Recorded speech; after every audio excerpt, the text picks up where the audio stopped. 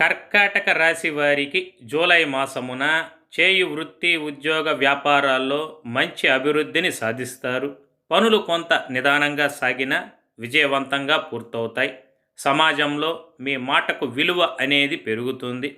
వ్యాపారం బాగుంటుంది. పెద్దల వల్ల కొన్ని ముఖ్య ప్రయోజనాలను మీరు సాధిస్తారు.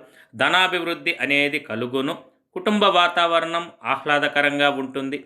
శుభ కార్యక్రమాలలో పాల్గొంటారు. మీ కుటుంబమునందు కళ్యాణ గడియలు, ఆ ఆలోచనలు మెండుగా ఉంటాయి. అవి చక్కగా ఫలించును.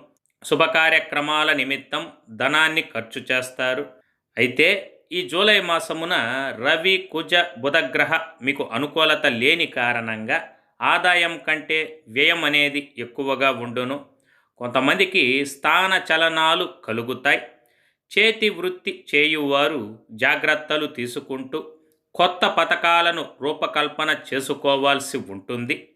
మీరు చేసే ప్రయాణాలలో, ఆర్థిక లావాదేవీలలో చాలా అప్రమత్తంగా ఉండడం మీకు చాలా ఉత్తమం. ఇతరులతో సంభాషించేటప్పుడు మీరు చాలా జాగ్రత్తగా మాట్లాడాలి, జాగ్రత్తగా ఉండాలి. ఊహించని అవమానకర సంఘటనలు, అలాగే నమ్మిన వారి వలన మోసపోవుట వంటివి జరిగే అవకాశం అధికంగా ఉన్నది.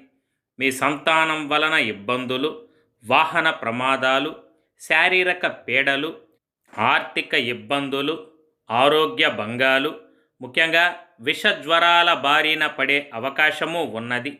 అయితే ఎన్ని కష్టాలు వచ్చినా మీరు నిలదొక్కుంటారు. దైవబలం మీకు తోడుగా ఉంటుంది.